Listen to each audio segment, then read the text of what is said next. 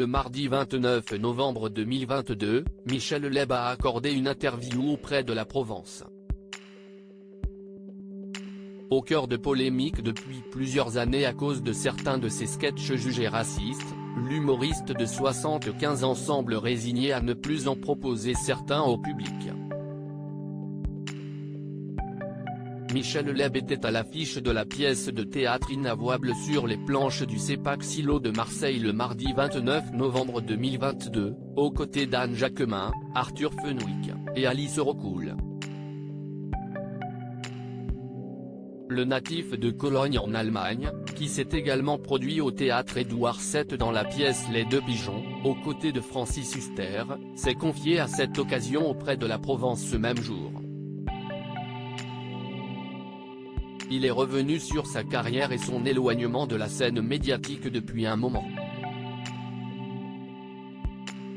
Un fait pas anodin puisque l'humoriste a, à plusieurs reprises, fait l'objet d'accusations de racisme de par certains de ses sketchs comme le chinois, ou l'africain. Un humour semble-t-il obsolète, jugé par certains comme xénophobe ou encore sexiste. Pour l'homme à la longue carrière, abandonner ses sketchs est désormais une fatalité. Pourtant, il n'y avait rien d'agressif, se serait donné le bâton pour se faire battre. Pourtant, il n'y avait rien d'agressif, d'humiliant dans mes propos. Je suis allé jouer au Sénégal, au Maroc, au Sierra Leone et ailleurs dans le continent.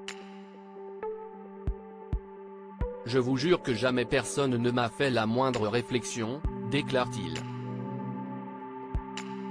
En 2008, Ramayad, alors secrétaire d'État chargé des Affaires étrangères et des droits de l'homme, s'était insurgé contre l'humoriste. En jouant avec l'inconscient collectif de son public, Michel Leb, grimé en noir et les lèvres rougies, a construit toute sa carrière d'humoriste sur ces clichés, notamment le supposé accent africain présenté comme la manifestation d'un handicap intellectuel.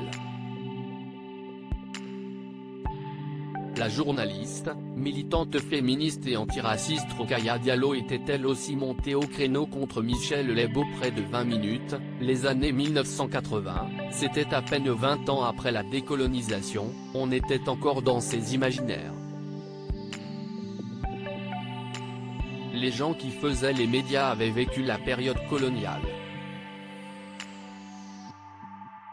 Michel Leb a aussi fait des sketchs sur les personnes asiatiques qui sont tout aussi infamants. Difficile de passer à travers les époques.